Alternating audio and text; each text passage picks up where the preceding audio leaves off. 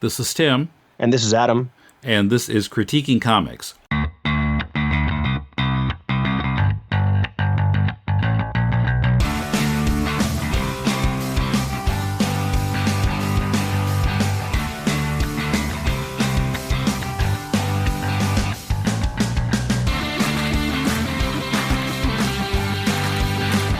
Welcome to Critiquing Comics. This is Tim in Tokyo, talking again with Adam in Nagoya. How are you? I'm a little bit sunburned and a little bit tired. I spent the day today working outside. I normally work an office job, but I was quite literally digging a big hole all day. Yeah, you do look kind of red. Yeah. It wasn't that hot outside, but it was just that I was under the sun all day. So, so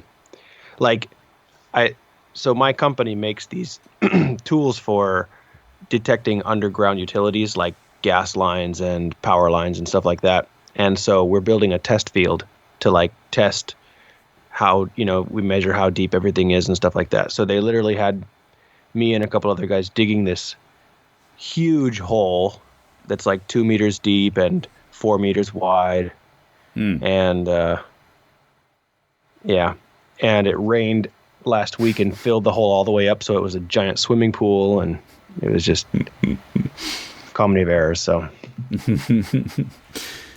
okay, yeah. So this time our comic is called Rex Radley, Boy Adventurer, written and colored by Winston Gambro. He does draw one of the stories. The other stories are all by various artists. He sent us the first 2 issues, and each issue has 4 5-page stories in it. Right. And it's kind of an adventure comedy thing. Both issues start with a 2-page info dump, kind of setting up the world, and it looked like the text was exactly the same, but the art was completely different. Right, yeah. Which that was kind of a cool, if you're going to be telling that kind of not episodic, but I don't know, telling that same kind of thing again and again, it's cool to at least mix up the visuals. Yeah, so Rex is like a teenage boy. His parents are divorced. Both are genius scientists. His father is Black. He's a physicist specializing in exploration in physics. His mom is Japanese, and she specializes in defense research and in making giant mech to fight kaiju.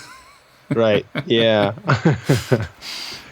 So, yeah, I mean, there's a lot of humor in here, and some of it works and some of it doesn't. And I felt like there were some spots where I could see, what was in his brain just wasn't quite getting to the page completely.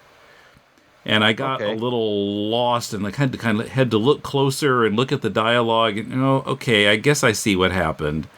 But yeah, it was just the execution of some of the story points or gags was not clear enough, I thought. Did you notice anything like that? Not particularly. I thought that the first issue, I felt that way about the first issue. There were a few things that didn't quite land, but the second issue I thought was actually really funny, and the jokes, for the most part, they landed pretty well with me. There's a couple jokes in particular that I can think of just off the top of my head right now that I really liked. Like, for example, I really liked when I guess this is kind of jumping the gun a bit because we haven't explained all of the characters, but there is a big cave woman who works as the assistant of the father. Oh, the bodyguard, yeah. Yeah, the bodyguard. She's a cave woman from another dimension. Right. And she gets abducted by mole people, and the mole people want to, I guess the king of the mole people wants to marry her, and he's sort of obsessed with her like a stalker, so he has been collecting her garbage to build presents for her and stuff like that. And they blow a hole through the top of their underground city, and the sun comes in and blinds them all, I mean, they're already blind, but I mean, is too bright for them. And there's a scene where the king of the mole people, he says, "Oh, I found you, my love. We can still get married." And he's actually grabbing the wrong person. He's grabbing one of the mole people, and the mole person just says, "Works for me." And I thought that landed perfectly. It was well timed, and it was a really good joke. The other joke that comes to mind was where the dinosaur people, the dinosaur race. This is with the father's storyline. The kind of boss of those people, he's worried that maybe that family's going to come and ruin their project. And they said, "Oh, don't worry, that family's got to be far away." And then the very next little exposition bubble said, literally like 50 feet away or something like that. So, yeah, some of the jokes worked fine, and I did laugh a number of times. In that same story, though, that's the first story in issue 2, Holy Moly Matrimony. Yeah. So at the very beginning, Rex is approaching the cave woman, Tharga, and he's saying, I need you, I need help. And then he gets kind of distracted by what she's doing. And then we go through the whole story. And then at the end, we see after they've left that his dad is sinking in quicksand. And he said, "Yeah, he forgot about me." And that just for me, that just kind of came out of left field. I felt like it needed a little bit more, like a few more reminders that Rex had originally had another purpose in coming there, because I'd kind of, I'd forgotten all about that first panel. That's true. He could have said something like, I came over here because I needed help with something, but I don't remember what now. And then they leave, and then we get the last panel. That would have worked a lot better, I think. It just kind of comes out of nowhere for me, that last panel, as it is. That's true. Yeah, I'll give you that.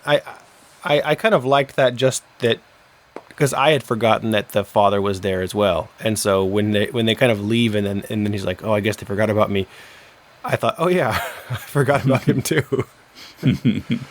Yeah, I mean, there were a few places like that where I didn't quite follow it until I reread it. But so, like I said, between the first issue and the second issue, I feel like it improved a lot. The second issue has a lot better storytelling. It's more, I feel like the jokes land better. I also feel like the writing is more, not precise, but it accomplishes its job much better than the first one. There's a lot fewer places where I don't really know what's going on. So I thought it was really well done. And I feel like as the artwork as well, right off the bat, when I saw that cover for the second issue, I thought it just really pops better than the first one. The main boy Rex, he's still, kind of front and center on the cover. He's the main character, but he isn't just plopped down right in the middle of the cover, staring right at the reader. He's off to the side a little bit, and he's actually taking part in the action that's going around there. So I thought that second cover is really great. It's a big improvement from the first one. And that creature that's in the background of the cover, he looks like a big, I'm not sure, like a kind of like a Mayan god or something like that. But he didn't show up, did he? In the story? I don't recall seeing that character in the issue, no. Yeah, I thought that design was really cool looking, and it was so intriguing. I thought, I really want to read this story just from the cover alone.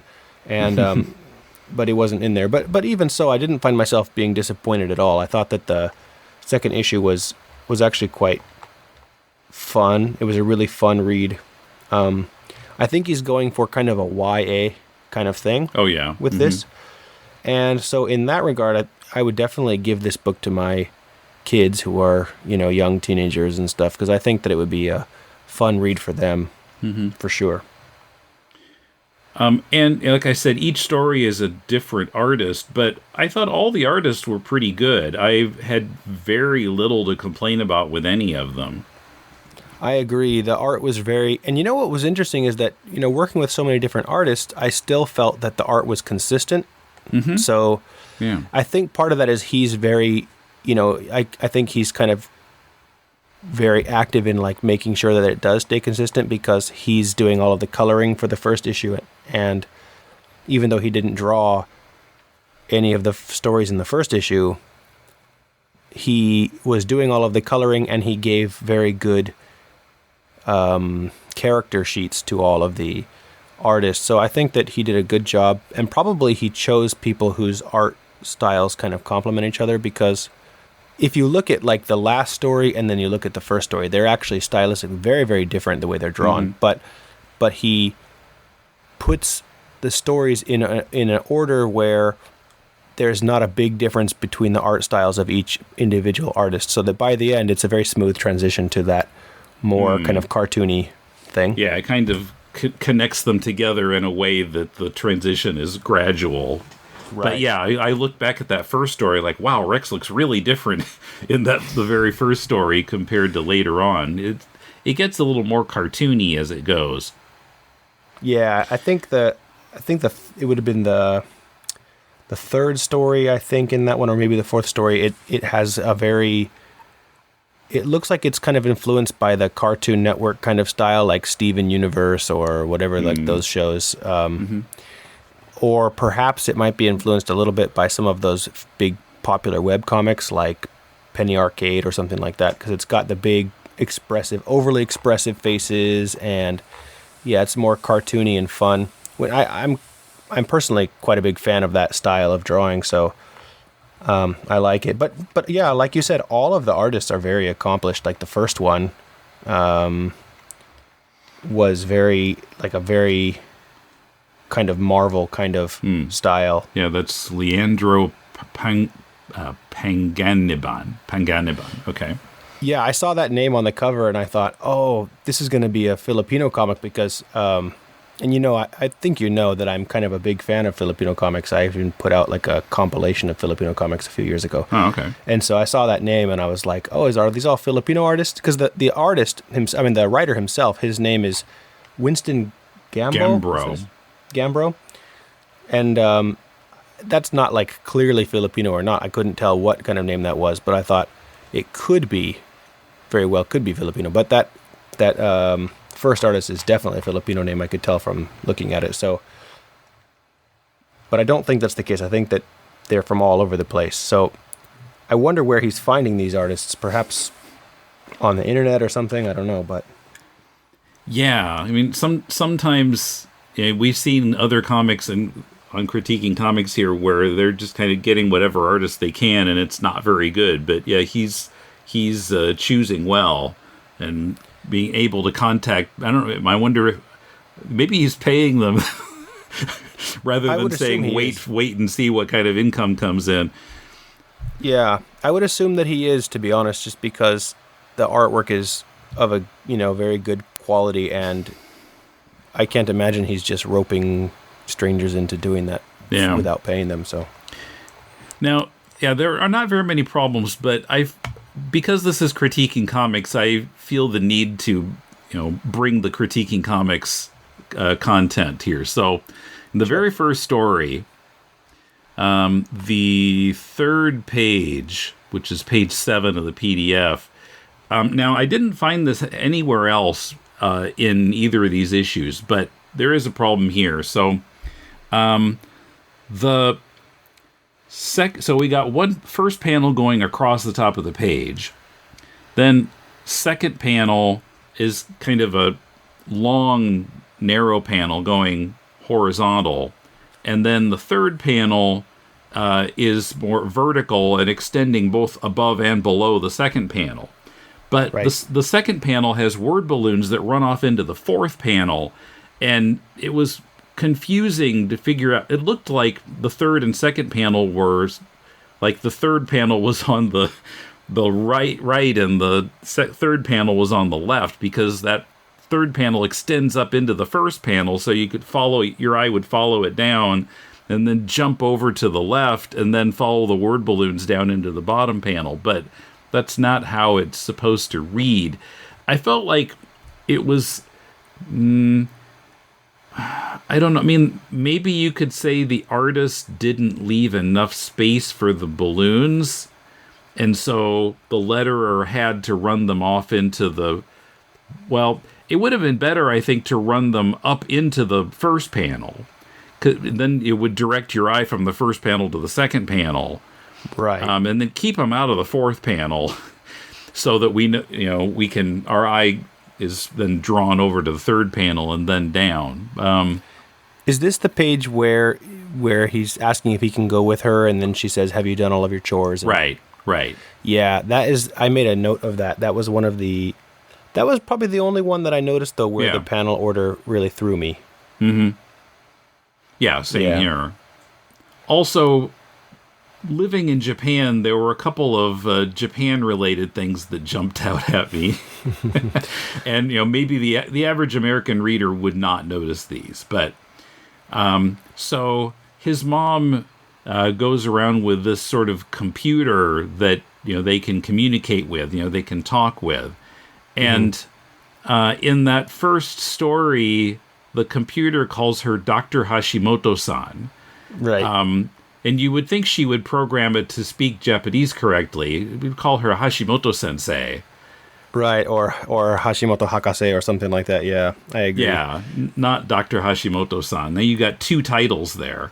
Yeah, that didn't even cross my mind when I saw that. But also in the Home Alone invasion story, she's telling him not to stand on the love seat, and then I noticed he's wearing shoes. He's got a Japanese mom, and she doesn't insist on everybody taking their shoes off in the house. That is a very good point. That's a very good point. That didn't cross my mind either. It didn't cross my mind at first, and then when I was kind of looking through it again just before recording, like, wait a minute, why's he got his shoes on? There's another part. So in the second one, they go to an abandoned amusement park, and I thought, why are all these rides in English? And then the story actually went and said that. Like, the main character said, if this is a Japanese amusement park, why are all the signs in English? And so I thought that was kind of funny, a good way to take care of that plot hole. But yeah, one of the first scenes when it pops over to the Japanese stories, there's a sign in the background that says "Odoroku bakari," and I don't know what it was trying to say. I was sitting in my mind. Where thinking, was this? It's I think it's in the first story. Let me double check here. In issue 1, and I think it's right when the first story with his mother. So with the giant turtle. Yeah, and by the way, I really like that giant turtle, and I feel bad for the giant turtle because he's just trying to sun himself, like to warm himself on a rock, and then they shoot him into space. He's not really doing anything wrong. There's a scene in the city, and there's a building that says Odoroku Bakari, and I don't know. I'm imagining it's not the first story.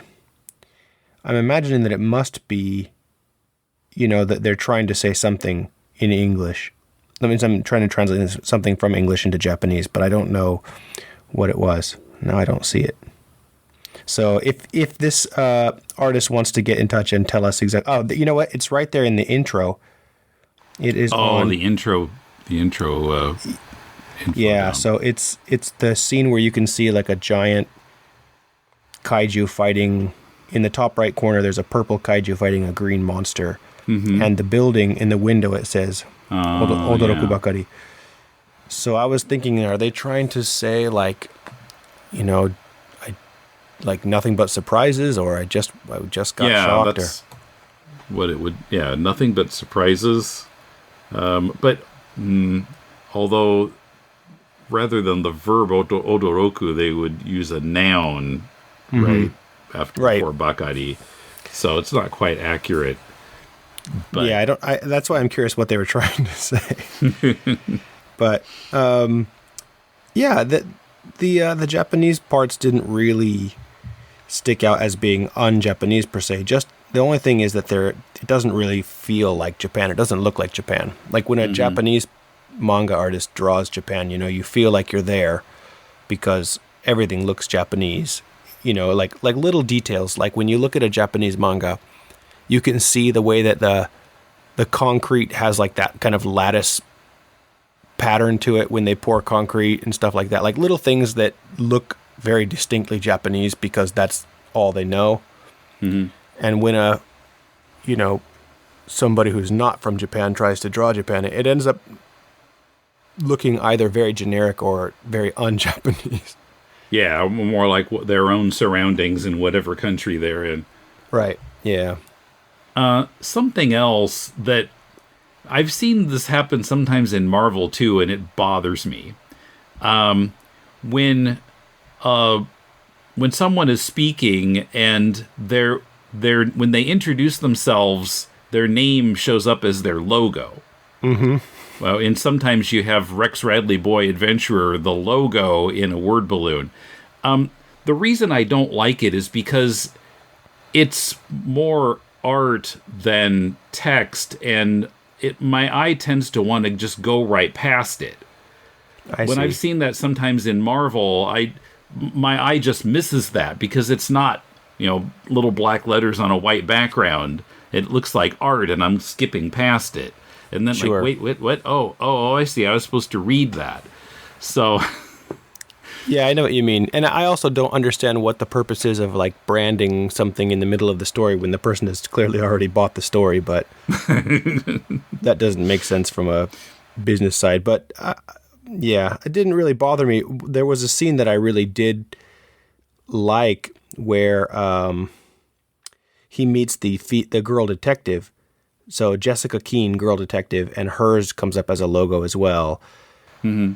What I liked about that was kind of funny is, first she says, "I'm a girl detective," and he says, "They make those," or something like that, Yeah. And then the fact that she calls herself, "I'm Jessica Keene, girl detective," I thought it was really weird. Like, it stuck out to me as being weird that they would say girl detective instead of just detective.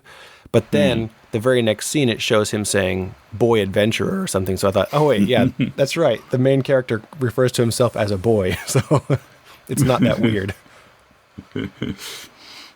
Yeah, well, in this kind of a universe where they have kids running around basically as superheroes without powers, right.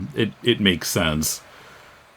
Yeah, everything about this story is very much it's very self-aware of the genre that it's in, and I think it's almost kind of poking fun at it.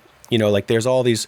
The issue 2 has all of these little exposition bubbles where he's saying, "See this issue," and this is only issue 2, so there's no way that they're referencing back issues, right?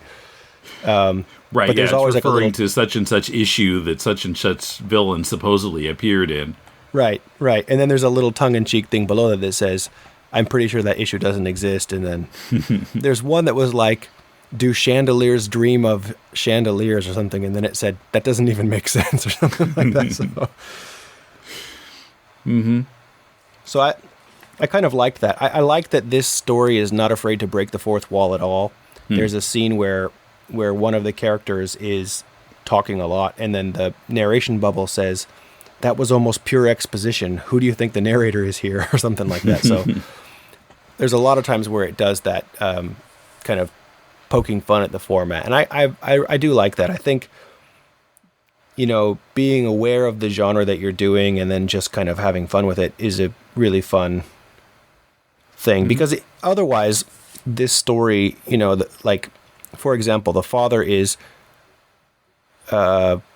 specializes in exploration and exploration and physics. Yeah, he's a physicist. And I thought those are not at all related, and exploration is not really a science. So, yeah, it's kind of an unusual combination.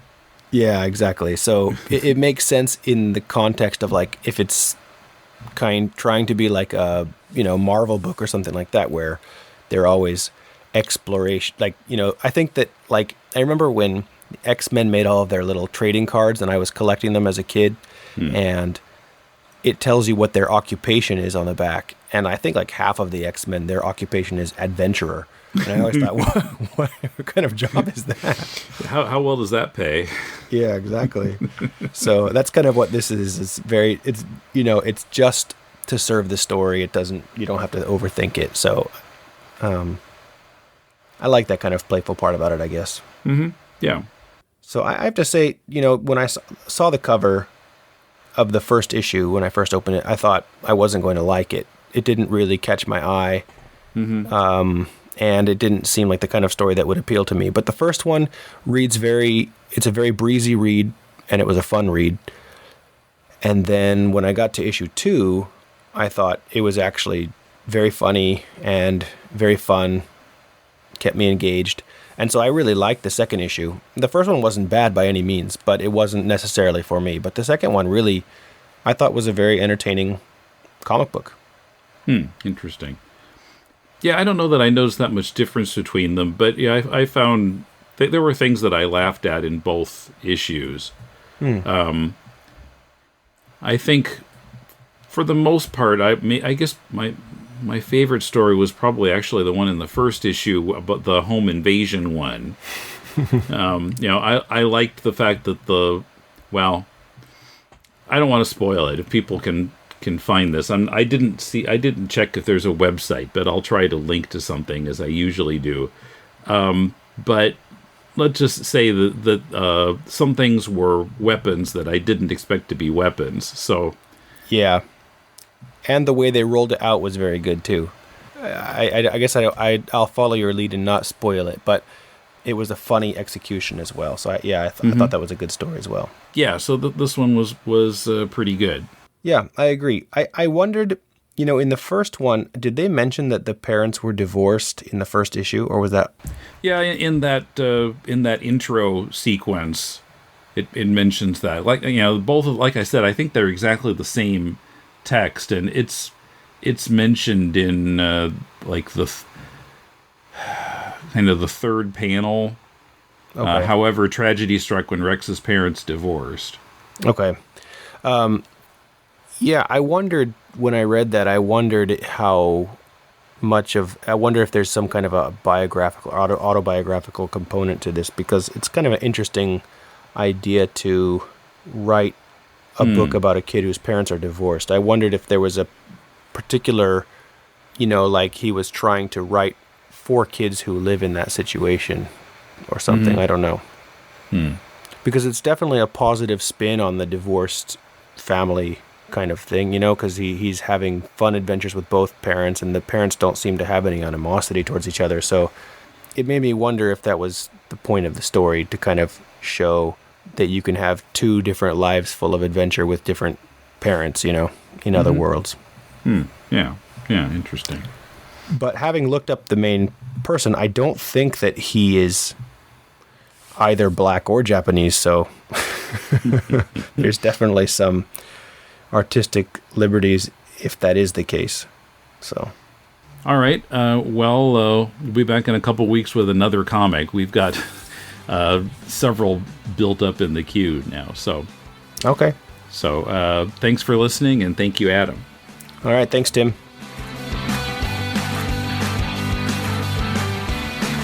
I did find the Rex Radley BigCartel.com page, where Rex books, print or digital, and merch are available. It's linked in the show notes. Go to deconstructingcomics.com to connect to us on Twitter, Facebook, or YouTube, to shop on Amazon to support the show, and to find links to subscribe to the podcast. Support our show at patreon.com/deconcomics. Our theme is from bensound.com. Next Wednesday on Deconstructing Comics, Emmett and I discuss Amazing, Fantastic, Incredible by Stan Lee, Peter David, and Colleen Doran, the latest in our Stan Lee series. Also, as it is our 700th episode, I play clips from a few fondly remembered past episodes. And Critiquing Comics will return in 2 weeks. See you then.